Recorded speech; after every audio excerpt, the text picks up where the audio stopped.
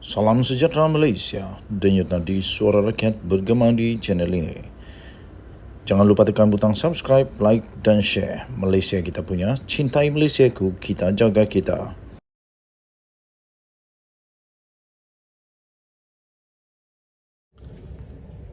Salam sejahtera Malaysia, denyut nadi suara rakyat bergema di channel ini. Kamu jangan skip berita ini, karena saya pasti berita ini akan menggegarkan, membuatkan hati Seri Paduka Baginda yang di-Pertuan Agong makin risau.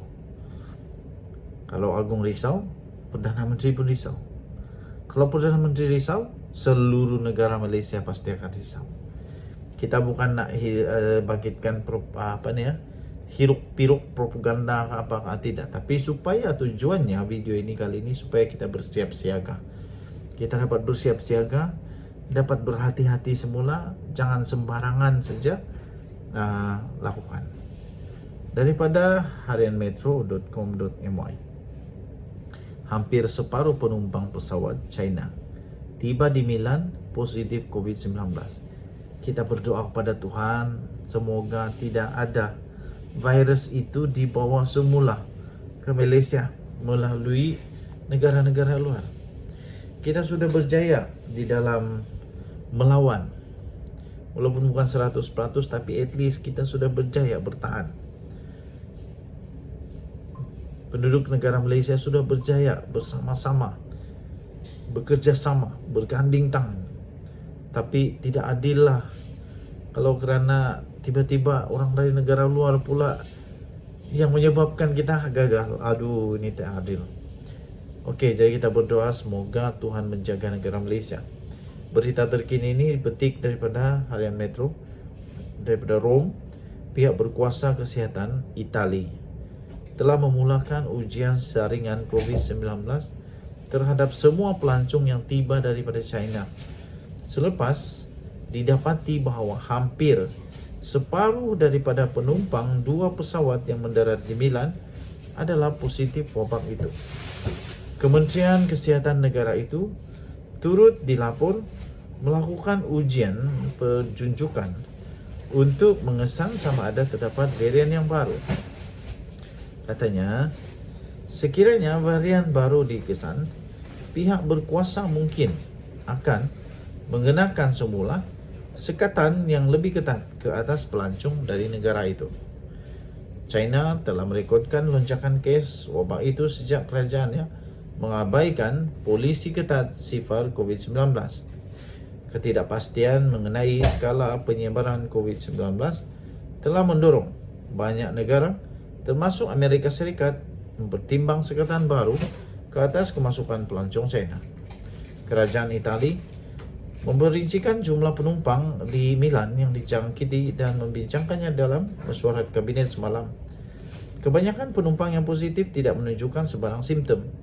Namun media tempatan melaporkan pengamal kesihatan bimbang mengenai varian baru COVID-19 yang tiba-tiba telah muncul di China. Itu adalah negara pertama di Eropah yang dilanda COVID-19 pada tahun 2020. Walau kadar penumpang dijangkiti virus itu tinggi dan menyebabkan pihak berkuasa berjaga-jaga, satu faktor yang memihak pada Itali ialah kadar vaksinasinya yang telah pun meluas. Menurut Pertubuhan Kesihatan Sedunia WHO, terdapat lebih 80% penduduk sudah pun lengkap divaksinasi dan ramai yang mengambil vaksin penggalak. Okey, jadi maksud kepada berita ini supaya rakyat Malaysia turut mengambil langkah berjaga-jaga. Jangan kita lalai. Kalau masih mampu, kalau masih kuat, pakailah mask. Cuci tangan selalu. Pastikan berhati-hati, jangan terlalu terdedah. Denyut nadi suara rakyat bergema di channel ini. Kita jaga kita. Bye-bye. Salam sejahtera Malaysia. Denyut nadi suara rakyat bergema di channel ini. GLC dan agensi kerajaan wajib diterajui oleh pemimpin politik. Setidak-tidaknya mereka yang ada jiwa politik. Perdebatan sama ada wajar atau tidak orang politik atau pemimpin politik untuk dilantik sebagai pengerusi GLC serta agensi tertentu dalam kerajaan sepertinya akan terus berlanjutan dan tiada kesudahan yang muktamad mengenainya. bagi mereka yang ideal serta disaluti sedikit prasangka buruk kepada orang politik. Kononnya mereka ini lebih terdedah untuk menyalahgunakan kuasa, kedudukan bila diberi jawatan memang diketahui secara terbuka menolak lantikan sedemikian. Bagi mereka, GLC atau agensi kerajaan mestilah dipengerusikan oleh orang profesional yang harus menumpukan sepenuh perhatian kepada kerjanya serta terasing daripada kehidupan dan kecenderungan politik. Kononnya lagi, hanya orang profesional yang tiada kecenderungan politik itu yang mampu untuk menjana keuntungan dan mewujudkan nama baik bagi GLC dan agensi terbabit. Seterusnya kepada kerajaan yang sedang memerintah. Sebaliknya, bagi yang praktikal dan melihat kepentingan dari sudut yang berbagai, mereka lebih melihat perlunya orang politik. Kalaupun bukan orang politik untuk semua GLC dan agensi kerajaan, sebahagian besar daripadanya perlu diberi peranan tersebut. Namun demikian, syarat itu bukan semata-mata atas kedudukan sebagai orang politik atau pemimpin politik semata-mata, tetapi mestilah turut disertai oleh kelayakan, kebolehan dan juga kemampuan. Tambahan lagi, orang politik dan pemimpin politik juga ramai yang terdiri daripada kalangan profesional serta mempunyai kelulusan akademik yang membanggakan. Soalnya, wajar atau tidak lantikan orang politik atau pemimpin politik untuk mengetuai agensi kerajaan dan juga GLC atau peranan itu mesti diserah sepenuhnya kepada golongan profesional. Yang mudah ialah begini. Kerajaan itu sendiri dibentuk oleh gerakan parti politik dan orang-orang politik melalui pilihan raya umum yang diadakan setiap 5 tahun.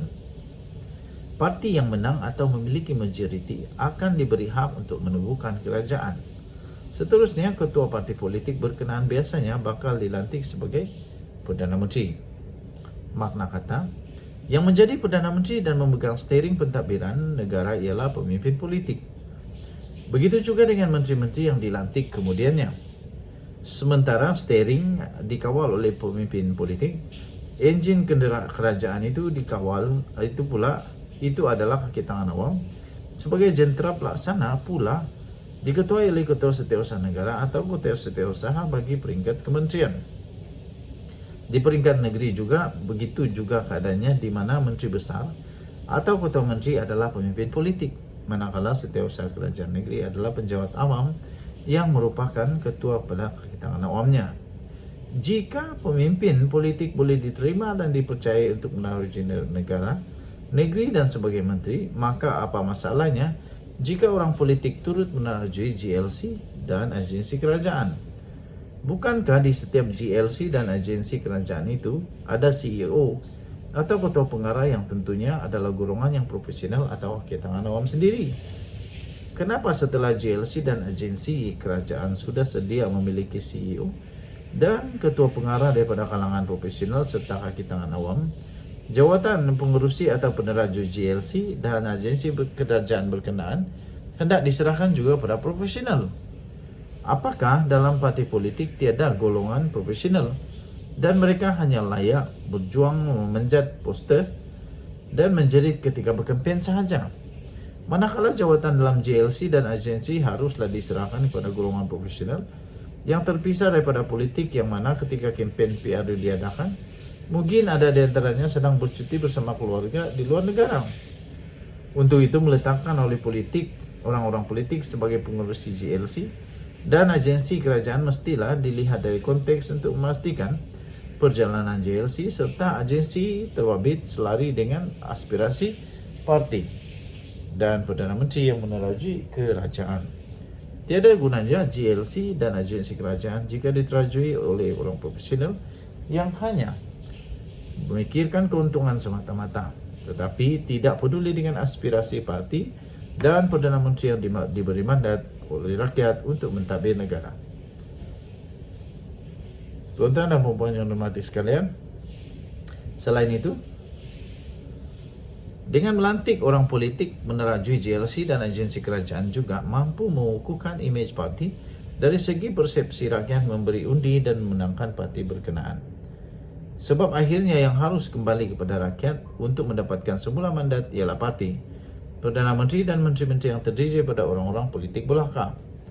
Mereka ini tentunya harus dibantu sama oleh JLC dan agensi-agensi kerajaan sebagaimana Perdana Menteri dan menteri-menteri juga dibantu oleh semua kementerian dalam program penyampaian kepada rakyat yang dilaksanakan setiap masa. Begitupun sekali lagi ditekankan semua lantikan daripada orang-orang politik itu mestilah berasaskan kepada kelayakan, kemampuan, kebolehan serta kewibawaan mereka dalam bidang yang berkaitan.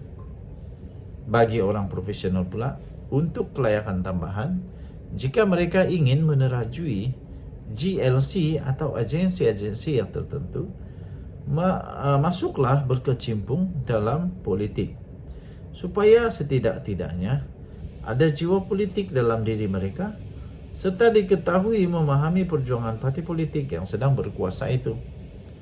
Tidaklah nanti jika mereka tiba-tiba menguasai GLC atau agensi kerajaan, bila berlaku banjir misalnya, mereka langsung tak terusik hati, tak terusik perasaan untuk memberi bantuan, atau sebaik saja kempen PRU dilangsungkan.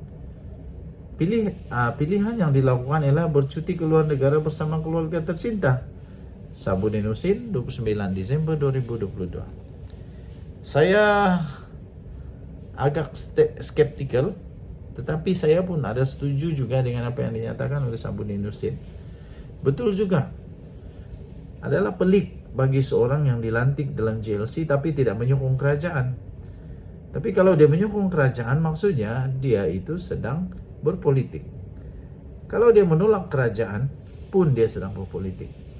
Jadi sangat-sangat tidak logik kalau ada orang cakap lantikan dalam JLC ini sepatutnya tiada politik. Tidak. Sebab semuanya tentang politik. Kuasa itu adalah politik. Pengaruh itu adalah politik. Dengan tadi Suara Rakyat bergema di channel ini. Kita jumpa lagi. Bye-bye.